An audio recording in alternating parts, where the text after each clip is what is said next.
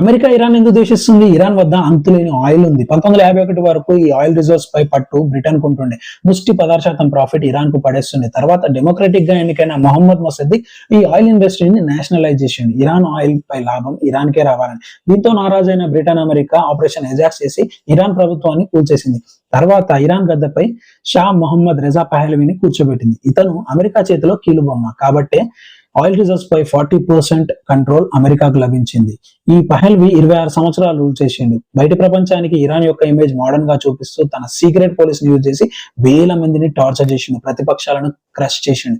కానీ 1979లో ఇరాన్ ప్రజలు తిరుగుబాటు చేసి అయాతుల్లా రుహల్లా ఖమేనీని అధికారంలోకి తీసుకొచ్చారు. దీంతో మరోసారి బ్రిటన్ ఇంకా అమెరికా నుండి ఆయిల్ పై యాక్సెస్ ని లాక్కోవడం జరిగింది.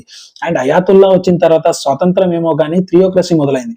హ్యూమన్ రైట్స్ కాల్ రాయబడ్డాయి, ప్రతిపక్షాలను చంపేశారు. ఇరానియన్ స్టూడెంట్స్ 52 మంది అమెరికన్ డిప్లొమాట్స్ ని బలవంతంగా 444 రోజులు బందీలుగా ఉంచారు. ఇది అమెరికాకి చాలా పెద్ద అవమానం. అందుకే 1980లో జరిగిన ఇరాక్ యొక్క సద్దాం హుస్సేన్ ఇరాన్ పై వార్ చేస్తుంటే అమెరికా ఆయుధాలు మరియు ఇంటెలిజెన్స్ ఇచ్చి సపోర్ట్ చేసింది. సో తర్వాత ఈ యుద్ధంలో లక్షల్లో జనాలు చనిపోవడం గమనించిన ఇరాన్ గట్టిగా ఫిక్స్ అయింది బలం పుంజుకోవాలని. హిజ్బుల్లా మరియు హమస్ లాంటి సంస్థలకు ఫండింగ్ చేస్తూ న్యూక్లియర్ ప్రోగ్రామ్ ని స్టార్ట్ చేసింది. అమెరికా న్యూక్లియర్ ప్రోగ్రామ్ ఆపమని ఎకనామిక్ శాంక్షన్ వేసింది ఇరాన్ పై.